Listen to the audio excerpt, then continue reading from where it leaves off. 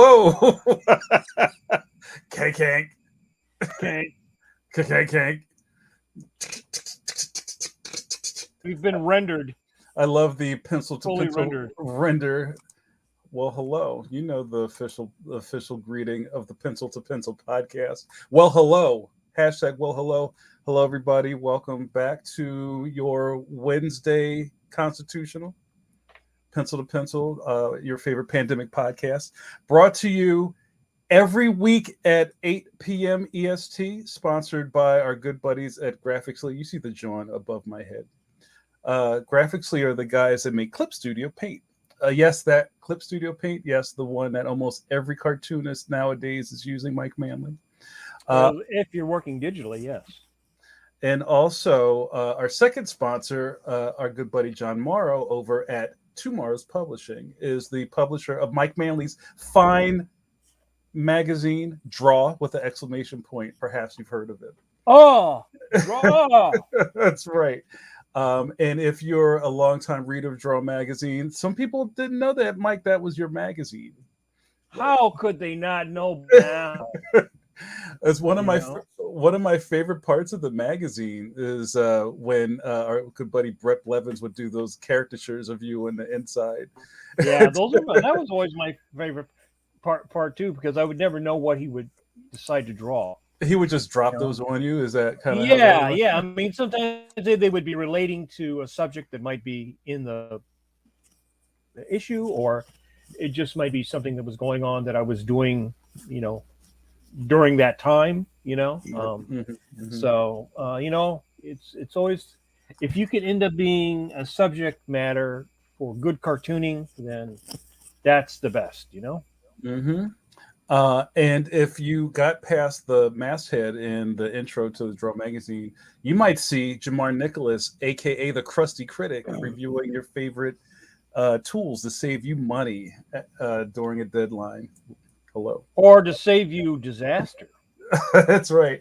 And some of our guests in the past I've met through the magazine, like Michael Cho, a fantastic illustrator we had on last year, who Right. came up to me at a show. Was like, "Yo, I love your column in Draw magazine." I was like, "Yo, that's what's up. I appreciate that." And it means so much to us when you know that what you're doing in the world kind of comes back in a positive way. So that's Well, always we're all sort fantastic. of like tech junkies. All of us artists are like, what pen are we using? Walt Simonson was just asking on Facebook the other day about markers because he was inking a job, he was inking a Hmm. Marvel job, and he wanted to use markers. And then everybody's like, "This is my marker. This is what I prefer. This is what I like to use," Right, and including me. right, and I'm sure everybody would love to get a chance to wave their hands in front of Walt. Right. Well, I think, especially, a Walt's older than I am, but I come from the era that when we first started to use markers, they were pretty fugitive and they probably faded, and a lot of Mhm. guys like Gil Kane and Alex Toth, there's a lot of guys who did a lot of work with markers. And unfortunately, I think I spoke about this before. I've seen a lot of Gil Kane stuff that he inked himself, and he used those flare markers, which actually gave you a nice line, but they were like some kind of like dye. They're not an, No. and so after about 10 years, they start to turn pink or yellow or green, and then they bleed off Yeah. onto another sheet of paper. So I've seen really cool drawings by him, pages by him that are like Yeah. totally faded out by now. And that's come up a couple of times in the last week or so. We've been talking a lot, especially since last week's boot camp episode. And if you missed that, please go back and check it out. They're always great. Go back in time. Everybody loves boot camp. I Or we think talk. people are scared of boot camp. I guess when I make an epilepsy warning when I'm throwing those up, that's not helpful. But yeah, we talked a lot about markers, and it's still such a mystery about inking materials, like the mystery of the brush, the nib, even how to control a marker in a way that gives you a great line. It's always technical. So that's been on everybody's mind. So it's interesting you brought that up. Let me finish introducing you. and myself. Hi, guys. I'm Jamar Nicholas, Philadelphia's favorite son and the Grand Poobah of indie comics. Hello. I'm joined by the proverbial hip, by my best bud and Master Chief of Comics, Michael Manley. Say hello, Mike. Hello, everyone. From Master Chief headquarters. See all my chiefness behind me. You know what? Chiefness. I have to say, and especially every time we have a new guest, I say this all the time that people are introduced to pencil by the guests that they're following onto the show through the slipstream, as I like to call it. Right. So some people may not have an idea of what this is or how this works. They're just like, "Oh, Terry Moore's here," and then they wind up in this space. So what happens here is myself, Mike Manley, and sometimes our best bud Brett Blevins. That's a lot of B's. The disembodied head in the clouds looking down at us. Talk shop. We're all experts in comic book creators and cartoonists of good standing, and we like to What bring. does that mean? Good standing. And good standing. Do they come to us like every year and say, "Mr. Scrooge, Mr. Nicholas, please, would you like to give to the ham sandwich fund for orphan cartoonists?" For the tube socket ham sandwich fund, yes. Yeah. Well, you know, you have to pay your dues every year. You know how that works. Oh man, I'm up the creek then. I'd never paid any dues to any cartooning organization. I don't know. I'm in bad standing, I'm afraid, my friend. What's the Groucho Marx quote? I always mess it up. It's like any club that would have me as a member, I don't want to be a part of. You know, right, I totally screwed that up. But anyway, we come live every Wednesday and we talk about what happens behind the curtain of being a professional cartoonist.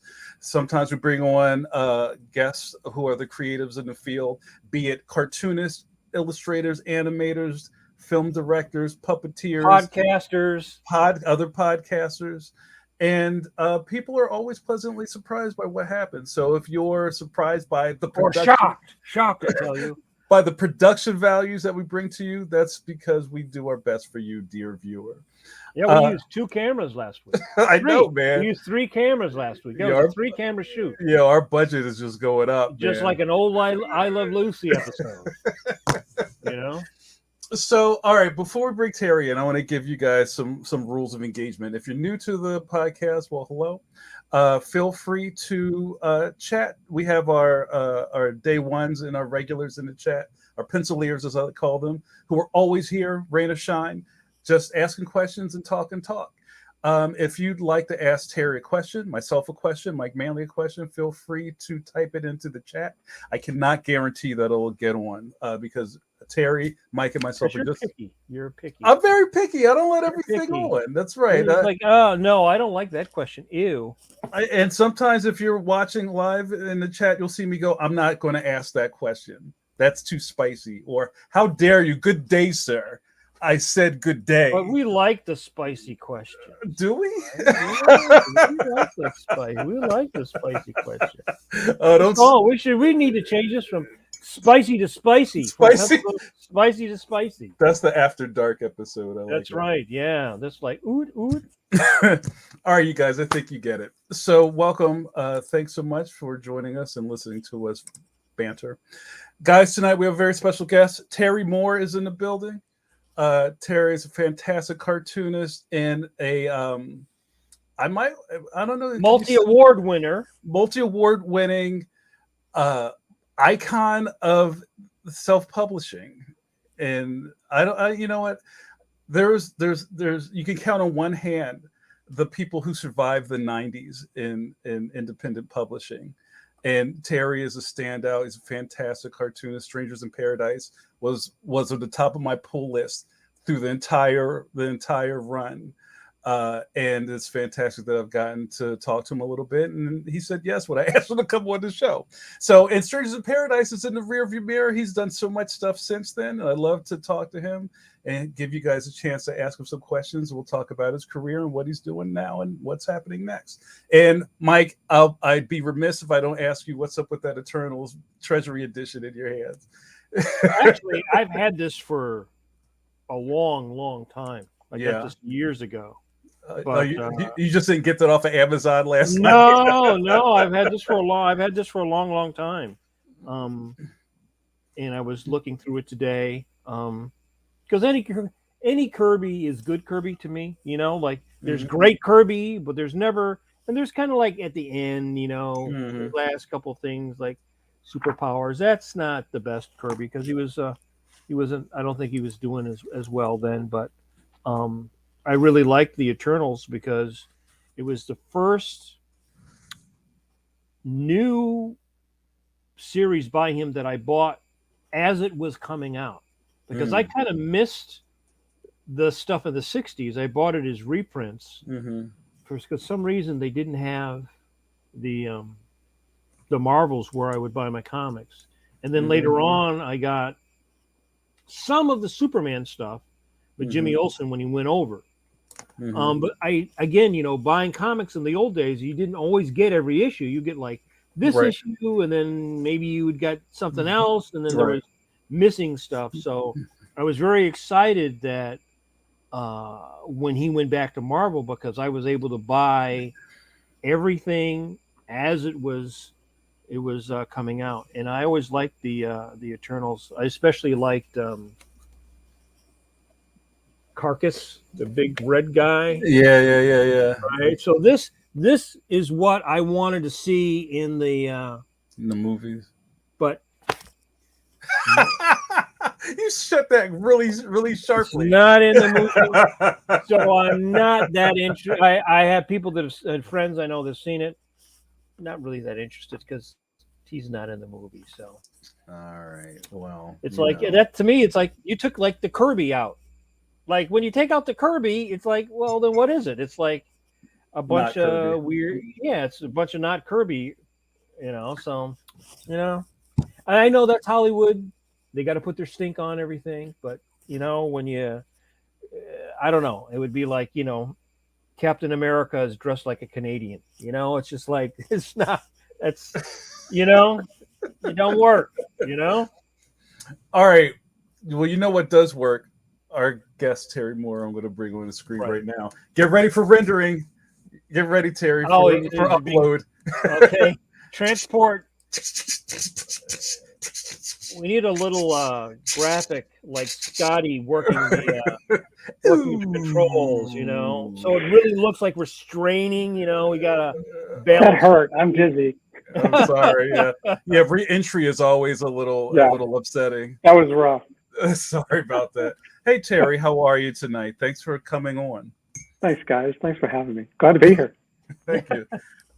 Yeah, look at that. Everybody's been biting their fingernails waiting for you to come on. So, what I'm going to do is, Mike, I'm going to let you start the first round of questions, and I'm going to see what's going on in the chat, and we'll just get going. Okay. So I was, as I try to do with every guest, I try to update with, what they're working on.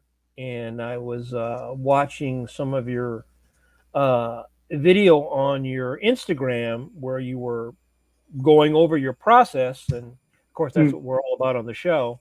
Um, and I'm always fascinated, I don't know if you are, by how other artists work. It's also different too when the artist is also the writer because you're generating everything. You're generating the visuals, you're generating the story, and so I found it interesting that you did a lot of full scripting, which I know not everyone does when they do their own work. I know other people have done things like write on flashcards, or they would draw it out and then dialogue it. But I noticed that you were writing first. You started with the script first. You started with the dialogue, and then really sort of like if you were writing for someone else to draw the characters. Um, and one of the things I was interested in asking you in the beginning was, uh, obviously, then dialogue and characterization is very important to you. Um, so, do you listen to the way you hear? Do you hear people talk? Do you hear somebody with when you're out say something? You go, ah, that's kind of interesting, and then like steal it and use it later. Yes, and no one has ever asked me that. Very cool. Yes, I do listen to conversations. I watch people. I'm a people watcher. But I'm looking at people the same way I look at trees, like memorizing it so I can draw it later. So I'm looking at body language and facial tics. And people, I hate to say this, but people used to call it profiling. So you would think, okay, well, there's the UPS guy. That's what UPS guys look like. There's the baker. That's what, now we don't do that anymore. They used to call it central casting. Yes, they did. And that's how you got all the corny, This is how you got the guy from Hooter, all the people from Green Acres, right? They would get Green Acres. It's a Wonderful Life is a good example of profiling. But I guess that stuff worked back in the 20th century. But one of the things I really tried to do when I started my career, because I had come from TV editing, where everything is like, let's cast these characters perfectly to how people respond. So when I got into comics, I wanted to miscast everything. Really, Strangers in Paradise is a love triangle, and it's girl, girl, boy, and then I write the typical thing, but everybody pass your script one actor to the right. Now let's do it. And that's how I got Strangers in Paradise. And there was other rules like never, ever, ever, never, ever write a hero journey, Joseph Campbell story, things like that. So I went into the comic stuff just thinking, here's the rules I'm going to break and be sure to do backwards or something, just so that I could find my voice and not keep writing stuff that's already been written, So yeah, I do watch The Room, and I love it when I see somebody that I think, I imagine them doing something else that maybe they didn't even imagine, and I think that's a good combo. So yeah, it's a little bit twisted. It goes through a twist filter. Sure. No, I think that's something that I imagine that people who write fiction must do. They must, we're all like the curious monkey looking at the other curious monkeys. Oh, what's that? What are they doing over there? And visually, if you go to a diner and you sit in a diner and you see old people, a bunch of people come in, like each person kind of brings a little bit of a story. And so I was wondering, since you said that you were interested in comic strips and doing comic strips in the beginning, yet another one of our guests who seems like more interested in doing comic strips than comic books, or that's where your foundation came from. I'm wondering if there's something to that, because typically if you come in and you're working, you want to work for Marvel or you want to work for DC, you're sort of like the gunslinger who's come in and you take that script and you do that one, you get another one, you do that one, but you're not generating things. You're sort of trying to solve the problem in the 20, the pages that you have, where if you're coming up with this whole cloth, you start from interest. Like, what is interest? What is story to you from the root? Not like, here's one about Conan, here's one about Captain America, here's one, a horror thing. So I'm wondering what comic strips you were interested in, and if you were interested in any of the old soap opera comic strips. It's funny. At one point, I was offered the job to draw 3G, Apartment 3G. Wow. Okay. Yeah. I turned it down because I was about to go into comics. I don't know if you guys ever met Jay Kennedy at King Features. He was the comics editor. No, back then. He passed away right before I started on Judge Parker, and I started working with his assistant, Brendan, who took over from him. I got rejected by Jay several times. I was rejected by all of them. Yeah. But I love the strips, and grew up loving the strips. I also read comics, but I love the strips. And my hero, the idea of a great cartoonist was Charles Schulz. And it was the whole package. It was, first off, I fell in love with the work, and that here was a neighborhood that I would rather live in than my neighborhood. That world was a world I would rather be in than mine, which is how you start real deep clinical depression, by the way. But what I loved about it was that I loved when I read articles about Charles. I never felt like I could call him Sparky, but that I liked his lifestyle too. You know, he wore these nifty little sweaters, and he drove a convertible, and he had an A-frame house, and you know, just had a leisurely style. He worked for a few hours a day, and then went to have lunch with friends. And I thought, oh, okay, that's what a cartoonist does. Right. It looked a lot better than my other options, and so I grew up emulating him. And then as I got into my 20s, it was all about whoever was working and hot that decade, you know. Yeah. So it was Burt Breathitt and Bill Watterson and all those guys too. So I loved all that. And I had been drawing and cartooning since junior high, really. Seriously, just big pen, notebook, paper, copious amount of work every day. And that was, I had two identities. It was that and guitar player, and that's all I had. So after school, I went into bands, and then that only lasted about 8 years. And then I thought, what am I going to do?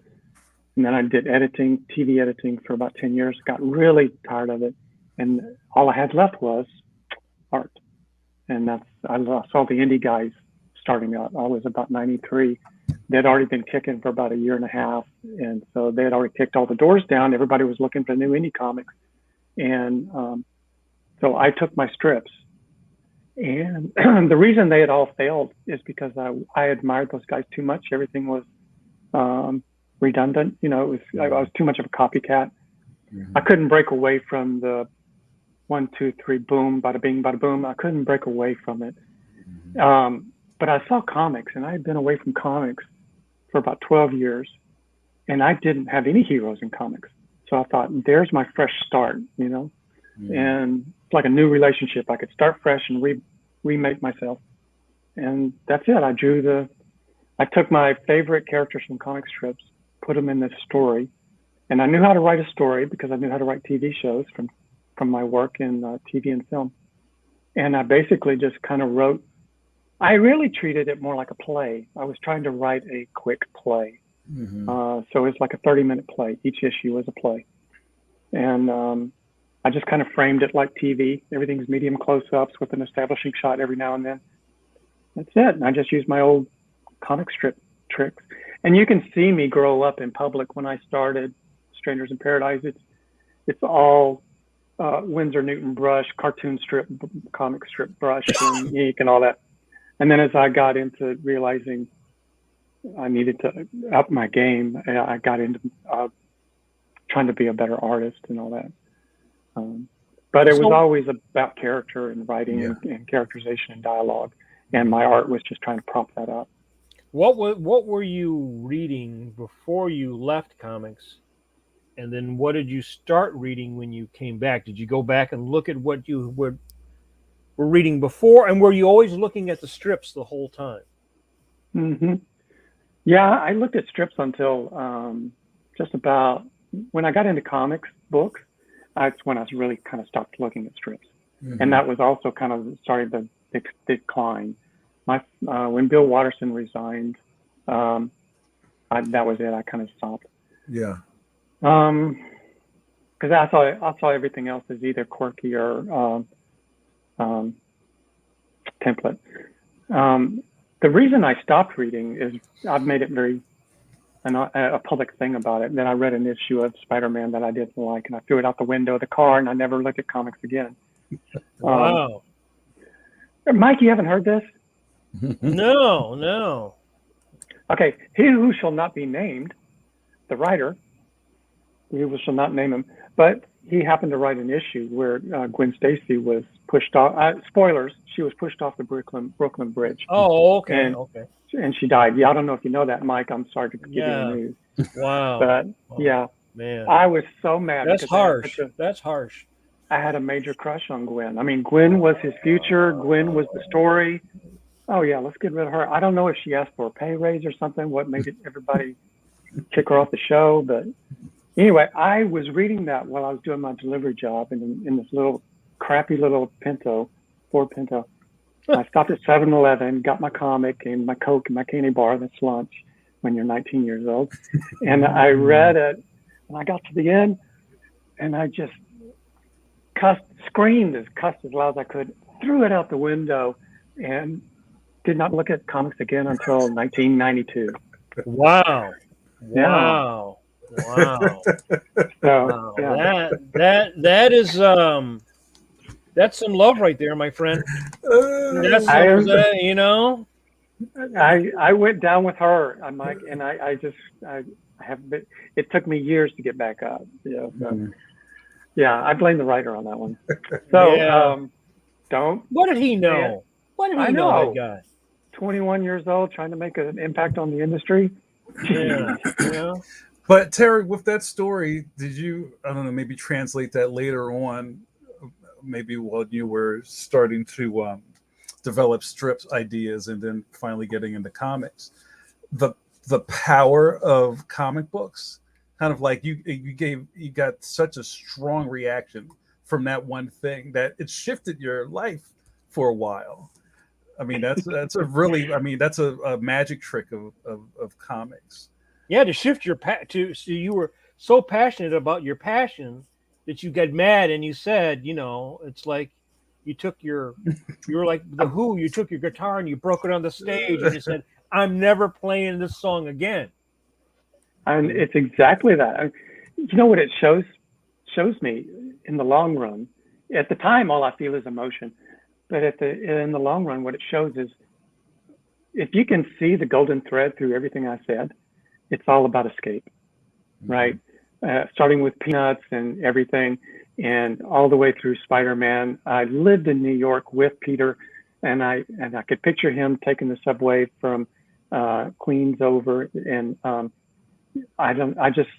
it was my escape, and that was taken away when that kind of thing was like he went too far and he broke the fourth wall or something like that, and suddenly I saw the writer. I thought, you jerk. And there was a movie that was only one movie has ever done that to me. It was The Butterfly Effect. Oh, that was a good movie. Yeah, that was. It was a good movie, but when they set fire to the little critter in the woods, I couldn't take it. It pulled me right back out because I'm such a lover of animals that I couldn't take it, and I thought, oh man, you didn't have to write that. We could do this another way. Right. So that was it. So this is, for me, it's the escape. And when I'm sitting here drawing for the last 20 something years, what keeps me at the board is the escape. I just dive into the thing, and the worse the news gets, the worse the world gets, the more I just dive deeper into the work, Now, because you're aware of that, you had a fictional world and a character that was so important to you. Have you tried, or do you try to not make, you don't want to upset your reader to the point that they were like, Terry Moore, that's it. I'm breaking my guitar and I'm never looking. But do you try to get close to that? Do you try to push that a little bit? Push on maybe not drive the car over the cliff, but get close, because you know how that can affect someone, good, or good or bad. Yeah. Well, imagine that, we're all watching Seinfeld and they decide to knock off Elaine. Wouldn't you be pissed? What'd you do that for? Yeah. So it was like that. And you know what? You're right, Mike. What goes around comes around, because I dived into this world of Strangers in Paradise, got really far into it, real deep into the run. And then it's time to start, setting the future and who's going to be there and who's not. And I faced the same choice. And I really worried about it and talked to everybody for about a year in my private life before I before I wrote something where one of the characters doesn't make it. It was tough call. Terry, this will begin our first question from the chat room. One of our day ones, Eternity Forever, asks, Terry, why was the first series of Strangers in Paradise so much more comedic than the rest? What made you change it? The tone did shift. So could you maybe speak to that? The beginning is comic strip Terry Moore. It's me coming straight off of 5 years of drawing comic strips every day, every night. And the characters of Francine, Kachu, and David, and even Freddie were all comic strip characters that I had just been writing nothing but satirical romance bits. So the premise, when I started Strangers in Paradise, the premise of the story was, besides taking a love triangle and miscasting it, you just pass your script one to the right, which was a novelty back then. It's now it's the norm. So I would break it. If I was to start it today, I would break today's rules and come up with a new twist. But the premise of the story was that the worst thing that can happen to you is to fall in love, because it wrecks your life. And I got that idea from In Living Color. They had Living Color. They had a song about it. That was it was the word, he fell in love again, and he was so mad and so upset that he was in love. I love that song. I still have it on my playlist. But that was the premise of Strangers in Paradise, the miniseries, which is at one point, Kachu even breaks down, starts crying, and Francine says, what in the world's the matter? And she says, I think I'm in love. No. So, that's why that started off that way. But then when I finished the miniseries, which was a very hectic 4 months, then there was all that indie comics people waiting for me. And I was looking at things like Church and State and stuff like that, and Bone and all that. These guys were doing, miniature art pieces. I mean, some of these guys were just doing diary work, but some of these guys were really trying to make an impact and leave something great in their wake. And I was so inspired by them. I really wanted to up my thing, because I realized I had a voice now. My comic book gave me a voice in the world. What are you going to do with it? Just tell a bunch of cheap jokes, or are you going to try to say something? So I began taking the opportunity more seriously. Wow. So Terry, and thanks to Church, that was a great question. Maybe to that point, as we haven't really asked your origin story, but you've been giving us little snippets all the way through. I wonder, could you speak to the beginning of your self-publishing run? And then was there a moment or an issue where all of a sudden it seemed like the spotlight started shining on your studio, or people are like going, hey, did you read this? This is a real thing. And were other creators kind of reaching out to you at a certain point? Or was it quiet for a really long time and then it wasn't? Okay, it was, I put my first one out in the winter of '93. And so if you think about Bone coming out in '92, Cerebus has been there all along. Colleen Duran has her book out. And then there's others. It's kind of like a Brat Pack. And I think even journalists even called them the Brat Pack of comics. So I show up. They had already kicked in all the doors, and I went and saw one of Jeff's first Eisner Award ceremonies, and he won every award. Best pants, best shoes, best comic, best lettering, Best pants. best pencil, best cover stock, best paper, best eraser. He won everything. So I'm sitting in the audience watching that, inspired, and I did my 3 little issues, and then a trade comes out. So nobody sees the 3 issues. The number 2 issue had a print run of like 1,200 copies, and I think I sold 2. Then the trade came out, and the trade is what I took to 1994 San Diego. So I had 1 trade and a T-shirt, and I split a table in Artist Alley with a guy who was doing gay porn. And So he had that side, and I had this side, and I had a box of T-shirts and just my trades on the table. I think I'd already done a couple of interviews, and interviews back then went to print. Yeah. That's all I had going for me. But what I did was I set up that I would do sketches for $5 or $10, or it was free if you bought. I would give you a free sketch if you bought a T-shirt and wore it at the con. So I did that, and by the afternoon of the first day, there were probably about 50 people walking around with Strangers in Paradise T-shirts on. And then that afternoon and the next day is when other creators started coming over, because they were seeing this going, what the hell is that? Who are you? Right. And I remember Alex Ross saying, who are you? But I just did some gonzo advertising at the show, and kind of got the buzz going. And then for some reason I had a friend, a fan at Wizard, and I got some Wizard articles, and then that just did it. And then the reason I'm telling you all that is because that's all I did to get this Golden Boy era.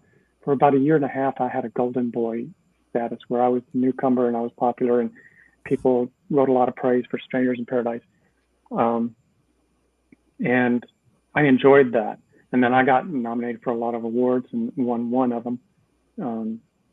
But all the other indie people kind of took me in and said, hi, welcome, And I just felt like I finally found a place where I belonged. And I didn't have the kind of art that I could go work for mainstream, but I did have the art from indie comics, and they embraced me. And it was a very vibrant world at that time in the 90s.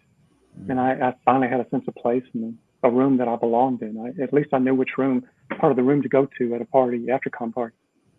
So it was a fun time. Yeah. Wow. Yeah. That's fantastic. And one of the cool things about my relationship with Mike, Mike's been all over the comic book spectrum in different phases in his career, is that I came in solely from self-publishing, and my first shows were SPX. Like that was my marker on the road every year was SPX, and just the kinship and the spirit of comics was so thick at those shows.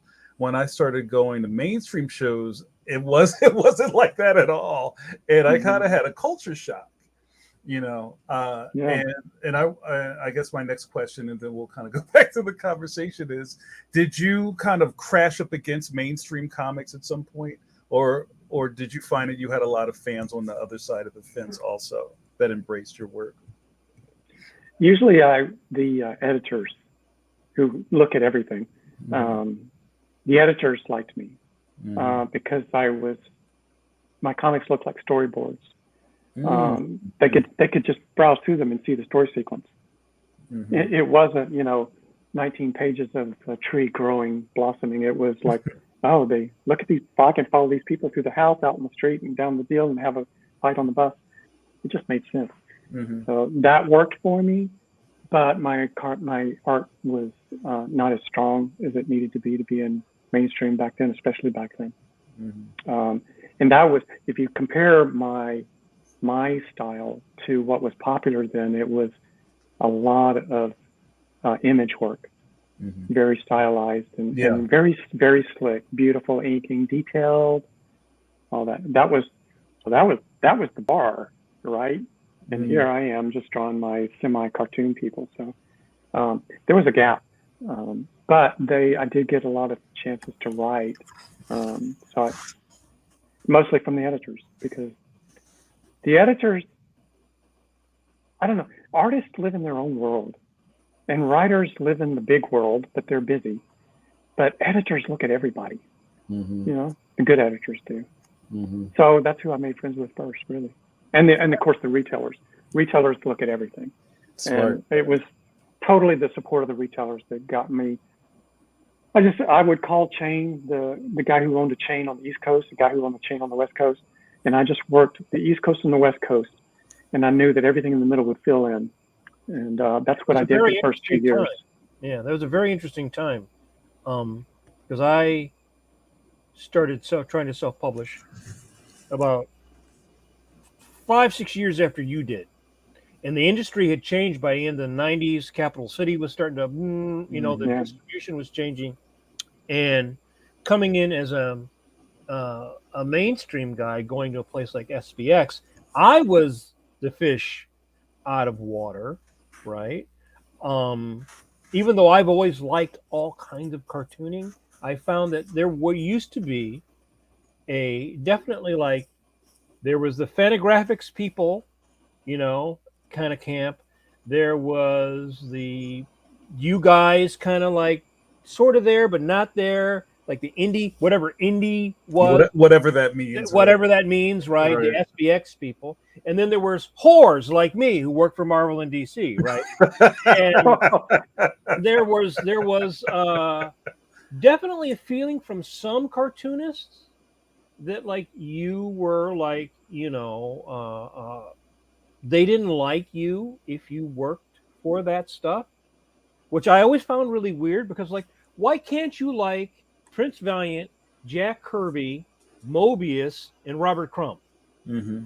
Right? That's Why do you me. have to say right? Why do you have to say I can only like Neil Adams, but I can't like I don't know, I can't like Alley-oop, Mm-hmm. right? I that never made any sense to me, but I do know that for a long time in comics, there's at least not amongst the old guys, not amongst the older generation, but like our generation or the generation right before us, there seemed to be a demarcation. Like if you did this, you were not like the cool, not people. I mean, artists like to have camps, right? Because if you look at the history of art, it's nothing but people in camps, and that camp is like really cool for about 7 years, and then they're like, "Fuck you! All of you guys are assholes. You're more successful than me. I'm going to go off and make my own camp," right?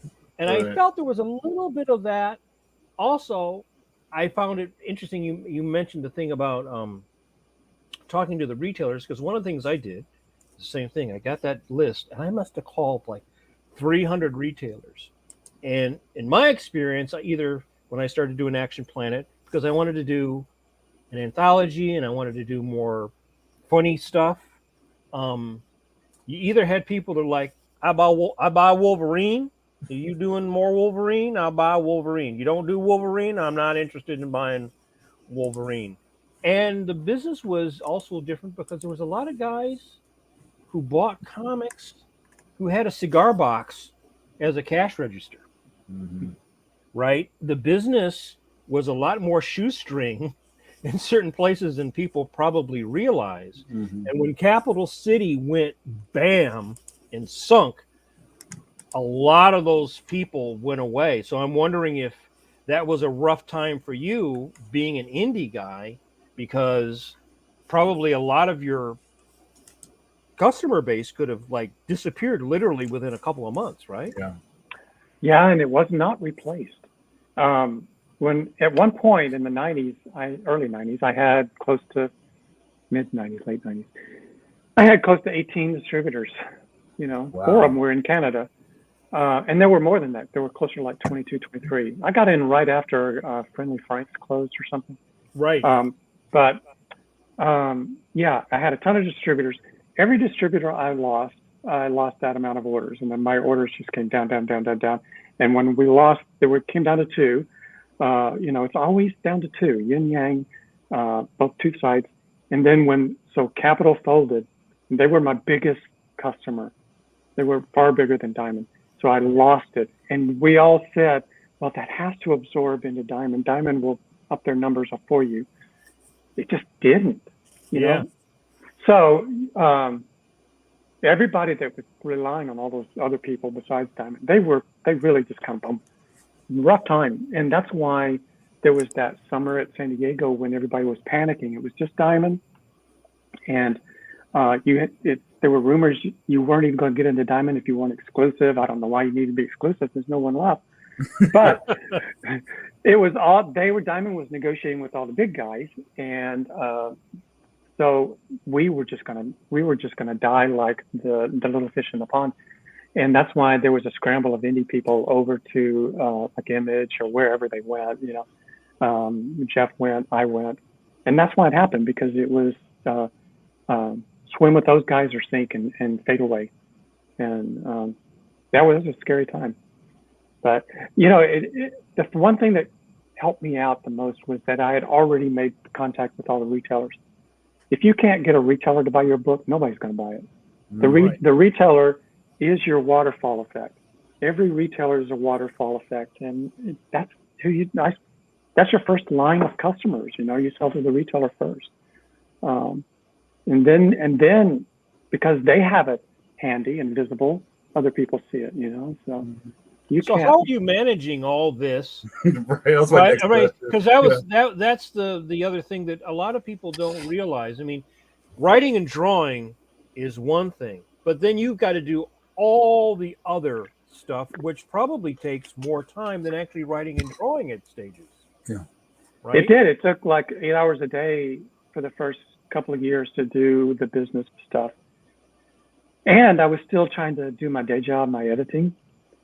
And I remember the day I quit my day job, when I knew I could make the switch, I was in a session with a client. When you're a video editor on Avid Random Access, the fee back then was $300 an hour, plus more if you're using every box in the room. Mm-hmm. So I have a client on my shoulder, and we're doing a Chevy commercial, $300 an hour, and I get a phone call that I'm not supposed to take, but it's from Diamond Distributor. And I take the phone call, and they're telling me that if I don't give them an answer on something within the next 30 minutes, they're not going to be able to ship my book this month. And that's worth thousands to me. So I have a $300 problem and a multi-$1,000 problem. And I had to leave the room and pause the session and go get the information and finish the Diamond job. That's when I knew I could make the switch. My day job was in the way. But switching over to just comics, no sooner had I done that than it just collapses like a cake, like a flan. And not that I know what a flan looks like, but it just collapses, and I'm freaking out. And so I'm calling in. Everybody is networking. Like I would call you guys twice a week, and you would call me, and we would say, "Hear anything? What's going on? Do you see any tips? Any recommendations? What should we do?" It's like we're on the Titanic, and we have a year to think about it. Yeah. So that's how it was. And I realized that I needed my wife, and that's when she came in, because she's down to earth and really smart business person, very sharp. And I remembered from meeting all the old cartoonists, the ones who had productive long careers had a partner who was grounded and covered the practical stuff for them. So the cartoonist gets to live in the clouds. And I reached that point where this is either I become a businessman or I do a cartoonist. I can't go back and forth, because it's like Star Trek, where I'm in the middle of the planet action, but they keep beaming me back up to the ship to talk about some business stuff. Beam me back down, beam me back up, beam me back down. Right. I mean, the interruptions on the phone every day, I couldn't keep my head in the story. Yeah, I think that's true. I think that Charles Schultz's wife helped him.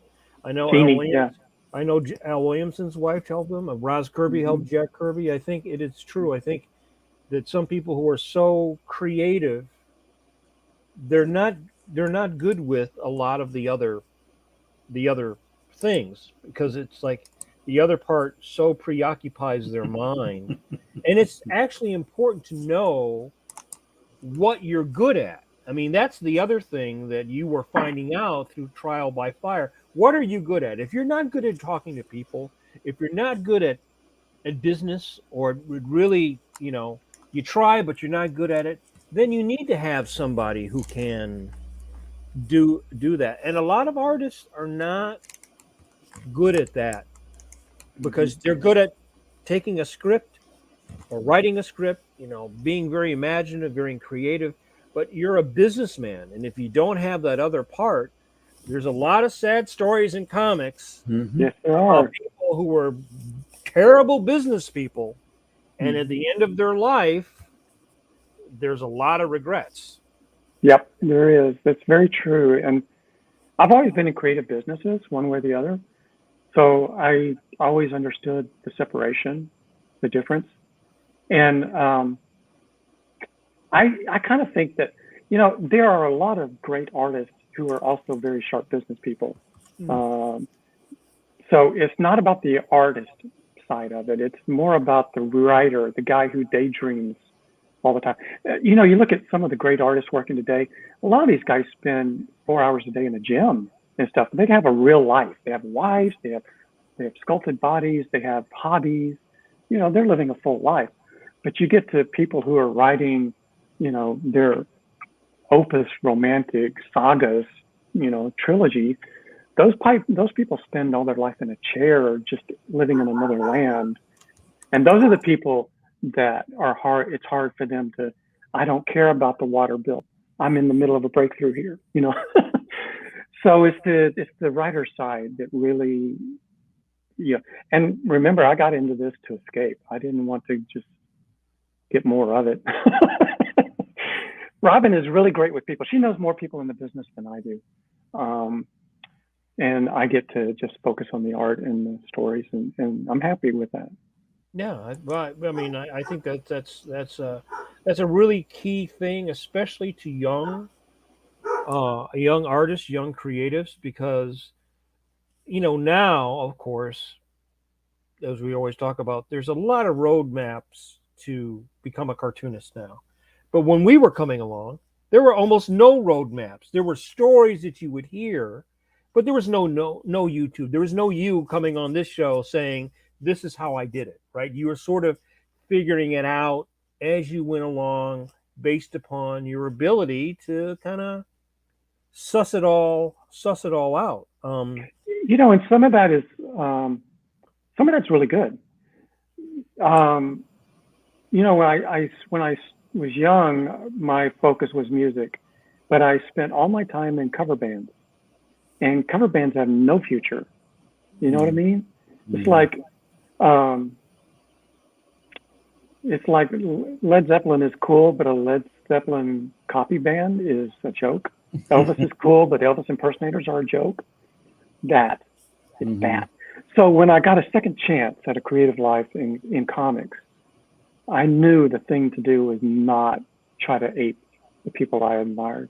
And when it was time to figure out your path, you can't do what Jeff did. You can't do what Jim Lee did. They're not templates for you. They didn't cut a path for you. That's their path. You've got to be who you are, do your work, and then show it to every single person you can in the world, and then let it find its own path. It makes its own way. Everybody has their own branch. Oh yeah, yeah. I mean, I think that's especially true when you think about people that had a lifelong career. You can always pull out people like Charles Schultz. How can you sit down in a chair and for 40 years create something that has a continuity and a connection to people if you cannot naturally generate it? Um, it would be totally different if you were the person who drew Dennis the Menace, right? As opposed to the person who was drawing Dennis the Menace, because then you're not generating anything but the visual thing. You're not you're you know the at a certain point, those characters become frozen in time, so you sort of repeat the same kind of gags, right? Where somebody like Schultz continued to evolve, and maybe we all have our favorite period, of his work, but it's something that you're not really aware of when you're young. As you get older, you start really thinking about things like that. Like, wow, this person did something like this for 50 years. You know, Mhm. it's not so easy. I mean, a lot of people can do something for a month or 2 months, maybe a year, and then they kind of, they kind of top out. They kind of. So I'm wondering if, because you're working on all these different ideas, are you aware of that? And so you say, like, I'm thinking of this story, and then I'm thinking of another story, and I'm thinking of another story, and maybe I can go back to this other story. I was thinking, I love Walter Mosley's books. I became a big fan of his work in recent years. And it's interesting if you listen to somebody like that who will write a character like Easy Rollins then go write another character or a bunch of other stuff for a couple years, and then come back to a character. So do you approach it like that maybe a little bit? I think I have. When I finished Strangers in Paradise, I went off and did Echo and Rachel Rising, and then Motor Girl, and then I decided to come back and revisit the characters again. And a lot of time had passed. My point to do it, I was inspired by something happened a long time ago, which was when the Beatles anthology album came out, and they had 2 new songs that they had gone in the studio and done. And I remember we were all watching the broadcast. It went on for 3 nights, and then they played the new song. And right from the very first drum beat of that compressed, detuned drum with the towel on top of it, doom, doom, doom, doom, doom. And then they hit the first note, and it's that full choral Beatles chord. And I thought, oh my God, they're still cool. They're still cooler than us. And I got that sensation in the first 5 or 10 seconds of the song. And then they do the whole song, and it has all of their signature compression, mix, layering, depth, spread, all of that nobody else is ever done. And then I thought, they're still cooler than us. So that was my inspiration for coming back to Francine Kachu about 10 or 12 years later. And I wanted to show that they were still cooler than us. I did not want to leave them back in the 90s, where they would be like something that is everybody's heard of, but nobody reads, So I brought them back, and I really enjoyed working on them. And I just fit right back in. It was like getting the band back together. Wow, that's fantastic. And I have so many like back in the 90s questions, Terry, and I want to push us forward because you're doing a lot of new stuff. But I'm so ensorcelled by that period of time where and it almost felt like the Wild West in comics, where there were all these like young gunslingers trying to really push hard because the information was really hard to get.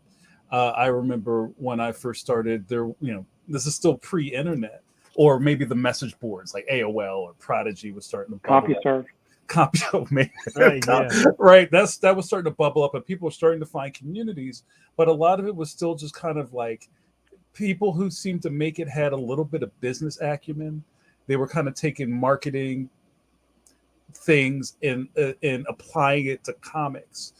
And even the idea of you going through the yellow pages and calling comic book stores was something that you just had to figure out on your own. And there wasn't a rule book or template to go by. So one of my questions would be to you was, did you have a kind of early community of people you were bouncing things off of? And, or did you just strike out completely on your own and you just found an audience? Like, Good question. Or there's like some people in the elephant graveyard that didn't make it. Yeah. This is what bar cons were for, I think. You go to the bar on a Saturday night, Sunday night, and when it thins out at about midnight, and all the old people go to bed, the young cartoonists were all sitting around, and they would say, tell what they did. What I did with my last book was I tried this and this, and somebody else on the couch would say, no, I tried it, didn't work. And I talked to that guy over there in Philly. He has a following. You might want to. Really, what's his address? I'll write it down with my pencil and paper and send him a letter. Wait, a what? What? So yeah, it was. But I had come from about 12 years or 11 years of television production and independent movies, and I had been PA and all that. And the whole point of all that is you have to run people down. I need you to find that deli. on 56th Street and get them on the phone right now. Right now, it's really important. Right, not now, right now. Or so and so, I needed to contact the director, and he's supposed to be in LAX, and he's getting on a plane in 20 minutes, so he's bound to be in the terminal. So I look up the LAX phone number and have him paged, and I get him on the phone. Yes. And somebody says, "Thank you." So I had that training. I mean, I knew to work the waterfall effect because I was 35 years old. I'm not stupid. And it's easy to find the number for Jim Hanley, and you get Jim on the phone back in those days, and there you are. He would answer the phone, right? He would answer the phone. Can I talk to Jim Hanley? This is Terry Moore with the new comic book. No, just a minute. And you just kind of you switch hats. So what I did for the first bit was I would try to dive into my world, put my headphones on, and just listen to music and be there. And then during the daytime, I tried to be in the United States, and I would call everywhere, and just do what I could do. Once Robin got in there, that changed everything. She's so much better. People would rather talk to Robin than me. And so that really helped. And then I just stayed over here, and that's how it has been ever since. No, that's fantastic. Now I just talk to other cartoonists like you guys. Yeah. There's this is something Mike and I are witnessing now. There's kind of like a new network. There's always a pipeline of people that you talk to through your working day. It is a very solitary job, and a lot of cartoonists find, I don't know, comfort in talking to other cartoonists. I Zoom just about. Well, I turn my Zoom on with my group of friends every day. We don't always talk every day, but we talk many, many days because you can have like this. We could actually be drawing while we were talking. Yeah. Because you can, you don't have to look at the person to have a conversation. One of the other things I wanted to talk about, because we've talked a lot about the other process, but then there's the drawing process, the technical process, the learning how to draw attractive people or villains, or how to draw hair better, or how to draw ears, or how to, how were you training yourself? What were you looking at to, because you started out in strips and maybe a little bit more cartoony, and then you're sort of moving a little bit more towards realism. How were you, and what were you studying to make that movement? Good question, because I came back, and the first thing I saw was the indies, and I thought, oh, I can do that. But they're still mainstream. And I didn't really take any inspiration from the other indie comics because they were all in very distinctive styles. Some of them looked like college strips, to be honest, but some of them were great pieces of work. And my tastes are really wild. I mean, one of my favorite indie things was stick figures and talking heads, So I'm not a big snob about art, whatever works. But when I started getting my books, I would get the top 10 sellers that month and then put my book next to it. And I would look at the covers. Why did that guy sell 150,000 copies and I sold 6,000? Okay, here's his cover. Here's my cover. Page 1, page 2, 3 spread. Oh, look at all the stuff he has going on. I'm just talking head. So that, oh, look, he blew up a truck. I have a talking head. So I'm comparing myself to the best. And I never reached their level, but I didn't just do my thing and thought, yay, that was a good effort. I would look at the standard and try to pull myself up. So you can see across the run of my first series that the last few books look so much different than the first few books. And I just had to grow up in public. You can never wait until you're ready, You just get in as soon as you can get in, and then just make up ground as fast as possible. Yeah. And so what I was, well, I was looking at that. Yeah. He's got pants on. Thank God. Yeah, thank God. Manera, Snake. I don't know if you guys remember this one. Gemma Bovary. That was hot for a while. Oh yeah. Really, it's really good European stuff. Manara. Oh yeah, yeah, Right, yeah. I love right, yeah. Snade. Snake's so cool. Comics wise, let's just pull a batch. This is my favorite part of the show. Go ahead, Sarah. Charles Vest. Mm. I had a huge artist crush on Chris Bacalo for a long time. Yeah, yeah. Wonderful guy. Yeah. I loved his Death miniseries that he did. Yeah. This was a book that I loved so much. Dan Brereton Mm-hmm. and Bo Smith on the Black Terror. Yeah. And I just thought that there was a lady in here who really kind of inspired me to do my Darcy Parker character. Oh, wow. Look at that. Dan inspired me so much with this work. I told him later, and he just kind of fluffed it off. He said, "Oh, that's just one of the things I've done." But I loved Alan Grant. I loved Jeff Campbell. Yeah. I think this book is rare. This is later, but I loved Amanda Connor. Yeah. Adored Kyle Baker. I have both of his books that he put out. Kyle's so and I great. haven't seen him in a long time. Yeah. He's hard to scare up these days. Well, he doesn't need us, I guess. And Marvels was really cool. Yeah. The thing that I liked about Marvels was the first time I'd ever seen this, and I told Alex Ross this. Let me find it. Just later on in. Alex was the first one I ever saw who would show new angles of the fighting going on. He has that great scene where it's people in an office building, a glass office building, and they're looking out the glass as all the fighting is going on outside between the buildings. Yeah. So cool. And I told him that was just the greatest thing I'd ever seen. But yeah, I love anybody that those guys are how I got started admiring that kind of art. And you can see that what I'm trying to do is I'm looking at the best, trying to pull myself up. I love it. So were you starting to do things like, use photos to get, information for drawing people at certain angles? Because one thing about, drawing female characters, the bar gets lifted pretty high because you can go from it looking like your character and looking attractive to like, whoa, that's her face after she was in a car accident. I mean, there's a lot of people struggle with this in the beginning, is the consistency of drawing your character.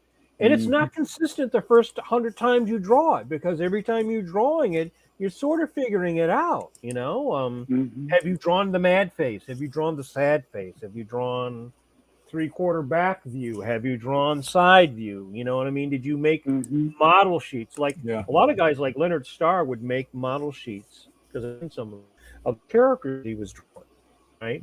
So he could draw Mary or draw whatever new character he was doing very consistently, because, I mean, especially with comic strips, because, the treadmill is always running at 1,000 miles an hour on a comic strip. So I'm wondering if you did things like that to sort of figure out how to build your character, the style of hair, like hair.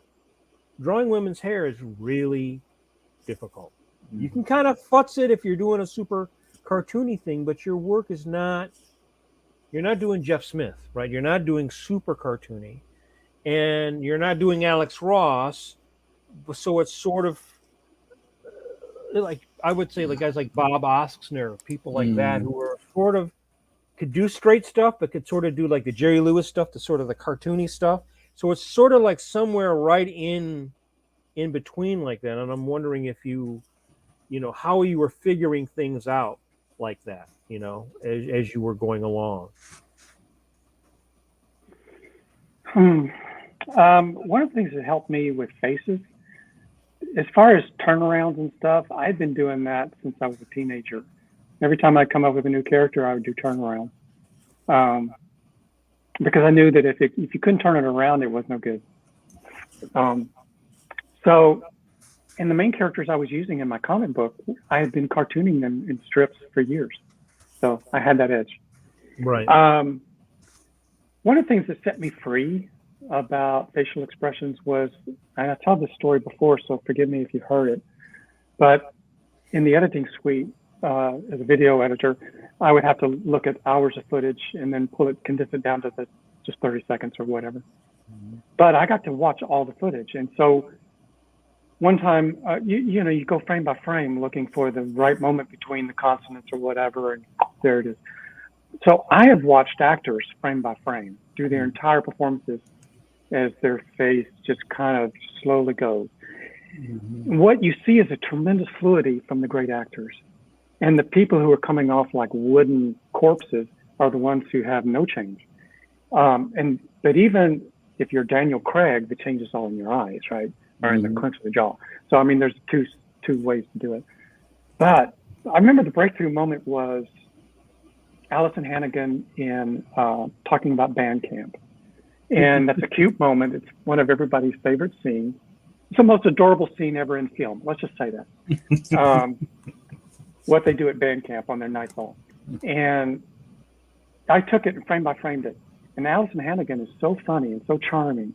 And you think, oh, she's just cute. And you just think it's just her mouth going. But if you frame by frame it, everything on her face is all over the place. And any two frames don't look like her. But the composite looks like her. So it freed me up that instead of trying to keep my carefully drawn girl and just kind of stretch that mouth out to draw, to scream or yell, and it doesn't look right, I stretched everything just like you would at Disney. Go ahead, skew it. And it doesn't look like them that second, but it's based off of them. And when their face comes back, the next panel, it's them. And the reader, as they're going through the page, it works just like animation. You know, they take it. It registers in the mind right. So I got so much freedom. And that's from day one on Strangers, I was able to do expressions because I'd already had that breakthrough in my comic strips. You know. So when you come up with a new character, do you take time and draw the character a bunch, sketch them out, play around with the expressions, to like your new book Serial, right? How much time do you put into doing that? Because I know some artists also like to sort of wing it, or they just sort of have like a standard male and a standard female, which they push a little bit, and then like the standard fat guy, police chief, mean guy, tough guy. They kind of change the wigs out. Right. Yeah. And back to profiling. Right. Yeah. Because we all do that. I mean, that's one of the things about learning and cartooning is you realize like it's really easy to draw all the ears the same, all the stereotype things, because you have that loaded into your consciousness from just years of absorbing things, right? Like we know what the evil people are sharp. They have sharp angles, right? That's just sort of like but then you can play against that. So I'm wondering if you're considering those options. And in your newest book, the I guess the protagonist is a teenager, right? She appears. No, she's youngish looking. She can cosplay a teenager, which is what she was doing in the first issue. Right. And there's that thing where teenage, and this is something I have observed from going back to school and being around a lot of younger women, even standing on the train platform. There's the poses that a teenage girl will take that she will not take when she's in her mid-20s and certainly will not take when she's 30. And within that 10-year period, there's a whole change in the body language of a woman. And you will watch a 30-year-old career woman standing on the train platform, and then you'll see a group of teenage girls, and they will do the craziest pretzel things with their legs. But within 10 years, they're not doing that anymore. So I'm just wondering if you're thinking about things like that, as far as like body language, or do you ever cast actors or actresses, like that person sort of like you were talking about the gal in the band camp, right? Do you think, this person is like that person because it gives you something to some clay to start with? Yeah. Yes to that. And I totally get, I really appreciate you being able to see the difference between the decades of growing up as a female or a male. That's the kind of thing, exactly the kind of thing an artist should know. Um, yes. And I think that when it comes to, there's one great breakthrough that happens in your drawing um, education, which is when you do get the face you want, the female face you want, and you do get the male face you want, and you get a really decent looking figure going, and you can do it again tomorrow. That's a breakthrough, right? Yeah. I mean, that's a breakthrough. Okay, but it's like it takes you 10,000 hours to get to that, but there's another 10,000 hour span, and and after you've been drawing those guys for a long time, you get to where you keep looking at people in public and taking it in. You get to where you don't have to work it out. You can kind of figure like, okay, 53 years old with some internal medical problems and maybe a bad spine and a limp on one leg and lumbago and maybe sort of kind of a half Irish and Italian mix, and probably makes $13,000 a year. Draw that, and it just you can, You had me at lumbago. Draw lumbago. Right. It's just, you get to people watch, and after you've been doing it your whole life, draw me a 23-year-old producer who's a jerk and thinks he knows everything and thinks you don't know squat. Right. So, that's how you do when you're getting in there. It's time to draw the next character. You just think, okay, well, you have your own casting in your head, and you think, okay, my serial killer is going to be, say, 28 to 30 years old, slim, nervous, has that bony, and then the kind of nervous, intense eyes from somebody who has a bad background, and they're wrapped tight. And but they have never addressed it, and it went really wrong, So their life is about they're the original victim, and they're going to take it out on everybody else, right? So I think like that when I'm drawing, not about, okay, she's 135 pounds and Swedish looking or whatever. I don't really do that. I think about their psychology, and then because I think you can take. You've seen pictures of somebody at their highest and their lowest, and they look like two different people. So you can kind of take a regular person and think, okay, this is them before meth, this is them after meth. Right. And it's kind of like that. Yeah. And replace meth with, life. Right. I like the correlations there. And and I think that's understated, Terry, to think about the cartoonist as an observer. Right. Yeah. And I think we get caught up, or maybe even fans get caught up in cute girls or pictures of cute women or hot this, that, and the other. But I think that's one of like the most underestimated traits of cartoonists is to just watch and observe and to pick out tics and things. And I'm sure if you've ever been at a party in mixed company, and what you're doing and what other people are doing are totally different. It is. Sometimes this is nasty, but sometimes I think of there's creative people and then there's muggles, right? Yeah. Just people who don't get the magic of that life. Right.